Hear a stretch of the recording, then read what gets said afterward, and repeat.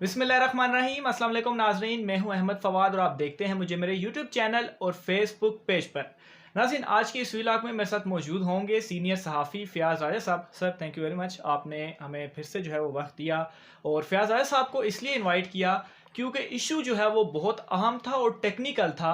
और हमारी ये ख्वाहिश थी नाजरीन की भी कि फ़याज़ राजा साहब जो हैं वो इस पर कुछ रोशनी डालें और हमारे नाजरीन को ये समझाएं कि असल में ये मामला क्या है। अपोजिशन जो है वो इजलास में अचानक से खामोश होती है और इजलास जो है वो बिल्कुल दुरुस्त अंदाज में चलने लग पड़ता है। और इसके पीछे जो एक रीज़न बताई जा रही है वो ये है कि हुकूमत ने जो इंतखाबी इस्लाहात के हवाले से और जो कुलभूषण के हवाले से बिल था वो वापस लिया है और वापस जो है वो शायद उसे कमेटी में भेज दिया है। वहाँ पर दोबारा से उस पर बहस होगी और फिर उसके बाद पेश किया जाएगा। और इसलिए अपोजिशन जो है वो राज़ी हुई असम्बली को सही अंदाज में चलाने के हवाले से। तो फैज़ साहब, असल में मामला ये क्या है? क्या वाकई ऐसा हुकूमत ने कर दिया है? बहुत शुक्रिया अहमद फवाद साहब, आपने एक मतलब फिर वक्त दिया। लेकिन पहले एक सवाल आपसे और एक सवाल उन लोगों से भी है जो ये कहते हैं कि इमरान खान सियासतदान नहीं है। वो मुझे ये जवाब दें कि आज से कोई 15 एक दिन पहले अपोजिशन कह रही थी कि हम इंतखाबी इस्लाहत के ऊपर हुकूमत के साथ बैठने को तैयार नहीं है। हम्म। और लेकिन आज अब वो खुद ये कह रहे हैं कि जी हमारे साथ बैठें, तो अब वो कह रहे हैं मिन्नतें कर रहे कि हैं। तो इसलिए मैं आपको बता रहा हूँ कि फिर इमरान खान सियासतदान है कि नहीं।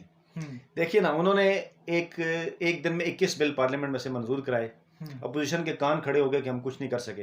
हम्म। अब उन्होंने ये कहा कि यार अब इनमें इसमें हम्म। कुछ तो करो ना। अब 21 बिल पास करवा दिए हैं, अब हमारी तो इनपुट किसी जगह भी नहीं आई। हम्म। कल लोग हमें गालियां देंगे अगर ये हम्म। तारीख हो जाए, अगर रिकॉर्ड बन जाए, हम्म। ओवरसीज पाकिस्तानियों का बिल सेनेट से भी मंजूर हो जाए। देखिए मामला वो बात क्या है कि सुप्रीम कोर्ट में जाएगा, क्या होगा? सुप्रीम कोर्ट उसके ऊपर अपनी राय देगी, वापस आ जाएगा। सुप्रीम कोर्ट कहता ये थोड़ी कहेगी। नहीं, अभी शायद कमेटी में वापस भेज दे, कुछ हाँ, इस उस तरह तरफ से। आते हैं। मैं जो बात करना चाह रहा हूँ वो बात ये है कि हम्म। सुप्रीम कोर्ट इसको कह रहे ठीक है, इसको ठीक करें, हुकूमत इसको ठीक कर ले। हम्म। लेकिन तारीख में ये लिखा जाए कि ओवरसीज पाकिस्तानियों को वोटिंग जब राइट मिला था तो अपोजिशन ने आइनसाजी में हिस्सा नहीं लिया था। तो 1 करोड़ पाकिस्तानी जो बाहर रहते हैं, क्या वो पूरी जिंदगी पीपल्स पार्टी और नवाज लीग को गालियां नहीं देंगे? हम्म। ये इसलिए इन्हें ज़रा लेट एहसास हुआ है। ये होता है कि वो कहते हैं ना कि जैसे वो मौत दिखा के बुखार पे राजी करना, या मुस्लिम लीग नवाज की खास तौर पे ये आदत है। वो कहते हैं कि वो जिसे कि एक वो पंजाबी का मुहावरा है ना कि जूते भी और प्याज भी, गंडे भी तो प्याज भी, सही। कि प्याज भी खा रहे हैं और जूते भी खा रहे हैं। बड़ा मशहूर हुआ जी गया। जी बिल्कुल। तो वो मसला असल में ये है कि बिल ने तो रुकना नहीं है। बिल कौमी असम्बली से पास हो गया है। कोई आइन कानून ऐसा नहीं कहता जो कहे जी वापस कर लो उसको। वो अब सेनेट की कमेटी के पास गया है। सेनेट की कमेटी उसको देखेगी। हाँ, वहां पे इनपुट हुकूमत को अपोजिशन से लेगी। बाबर अवान ने भी आज कह दिया है, उन्होंने कहा जी ये कानून वापस नहीं ले रहे, ये सेनेट की कमेटी के पास जाएगा और सेनेट की कमेटी इसको देखेगी। और वहां अगर कोई इनपुट अपोजिशन को बेहतर इनपुट देती है, हम तो मांग रहे हैं, वो कह रहे हैं हम तो अपोजिशन को कब से कह रहे हैं, ये जब बैठते नहीं है। अगर ये बैठने को तैयार होते तो कमेटी में भी जाने से पहले इनसे बात कर ली जाती और उसके बाद अपना इनपुट ये दे देते। इमरान खान तो एक माह से चीख रहे हैं, कभी ट्वीट कर रहे हैं, कभी कमेटी बना रहे हैं, कभी फवाद चौधरी प्रेस कॉन्फ्रेंस कर रहे हैं, कभी बाबर अवान कह रहे हैं। हम्म। तो एक माह की एक्सरसाइज के बावजूद जब उन्होंने कुछ नहीं किया, कमेटी का भी उन्होंने बाइकाट किया हुआ था, तो कमेटी में अगर उन्होंने जब पास करके पार्लियामेंट में भेजा, पार्लियामेंट ने आईनी तरीके से पास कर दिया, अक्सरियत है इनके पास, तो इसके बाद एतराज क्या था? एतराज ये था कि उन्हें इस बात का एहसास हो गया बड़ा लेट कि कल लोग हमें गालियां निकालेंगे अगर वोटिंग राइट मिल गया ओवरसीज पाकिस्तानी को। इसलिए उसके बाद उन्होंने कहा जी अब थोड़ा सा कुछ करें हमारे साथ। उसमें फिर वो अच्छे बच्चे भी सब बन गए। वो उन्होंने वो साथ जो जिन पर पाबंदी लगाई थी वो वापस ले लिया, कहा जी चलें आपकी बात भी सुनेंगे।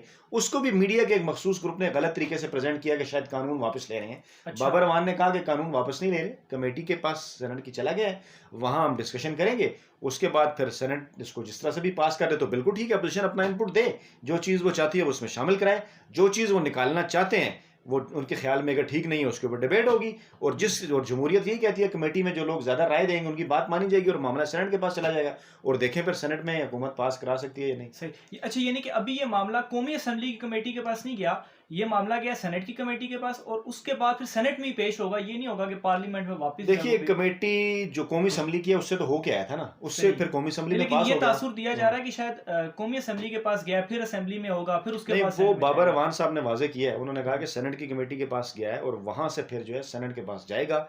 और इलेक्शन कमीशन के भी का भी इसके ऊपर एक एतराज जो है वो सामने आ रहा है। हम्म। तो इलेक्शन कमीशन के लोग मौजूद थे, हम्म। डीजी इलेक्शन जो डीजी ला है इलेक्शन कमीशन के, हम्म। वो पार्लियामानी कमेटी के अंदर मौजूद थे। उन्होंने कहा जी मुझे उस तरह से सुना नहीं गया। हम्म। अब सुना तो उन्हें गया, लेकिन वो ये कह सकते हैं कि मेरी मानी नहीं। ना सुना जाना और ना माना जाना दो अलग-अलग चीजें हैं। हम्म। अब अगर किसी ने ये सोचा कि अगर ये कानून पास करवा तो एक्ट ऑफ पार्लियामेंट जब एक चीज़ बन जाती है तो उसके ऊपर तो फिर इलेक्शन कमीशन को अमल करना होगा। लेकिन इसके बावजूद अगर आईनी और कानूनी माहिरीन ये समझें या इलेक्शन कमीशन ये समझे, समझाने की गर्ज से मैं बता दूं, क्योंकि ये तो सिंपल मेजॉरिटी के जरिए पास हुआ है ना, सही। क्योंकि पीटीआई के मुताबिक ये कवानीन में तब्दीली कर रहे हैं। इलेक्शन कमीशन का ये कहना है कि आप जो कुछ बदल रहे हैं ये आइन में तब्दीली है। सही। तो वो फिर वही बात है जो हम पहले भी अपनी वीडियोस में बताते रहते हैं कि आइन में तब्दीली के लिए 2/3 अक्सरियत चाहिए, कानून में तब्दीली के लिए सादा अक्सरियत चाहिए। तो अगर सुप्रीम कोर्ट ये कह देती है कि नहीं जी ये आइन में तब्दीली है, तो फिर डेफिनेटली एक नई गेम शुरू हो जाएगी 2/3 अक्सरियत की। उसमें भी पाकिस्तान तहरीक इंसाफ अपना कार्ड फिर भी खेल चुकी है। वो तो कहेंगे पूरे पाकिस्तान को वर्सेस पाकिस्तान को, देखिए जी हम करना चाहते हैं, यही नहीं करने दे रहे। सही। अच्छा, जो सेनेट है, सेनेट में तो पाकिस्तान तहरीक इंसाफ की मतलब 2/3 तो दूर, अक्सरियत में भी वो नहीं है, तो सेनेट से वो ये पास करवा लेंगे बिल? देखिए वो ये होता है कि उस दिन सेनेट में कितने लोग मौजूद हैं। अब अगर वहाँ पे जो 99 की तादाद है तो 50 लोग इन्हें चाहिए पास करवाने के लिए।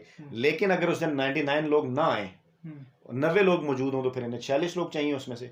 यानी सिंपल मेजॉरिटी उस वक्त मौजूद लोगों में से चाहिए। तो 48 के करीब तो लोग इनके पास भी हैं, 48-49। अगर उनके पास एक दो का ही फर्क है, तो वो ऐसे मौकों के ऊपर आपको पता है लोग हाजिर भी हो जाया करते हैं और वसी तर कौमी मफाद भी होता है। और पीपल्स पार्टी के यूसुफ ज़ा गिलानी तो खैर पहले क्या था कि हम कानून साजी में मदद करने के लिए तैयार हैं, तो देखें क्या होता है।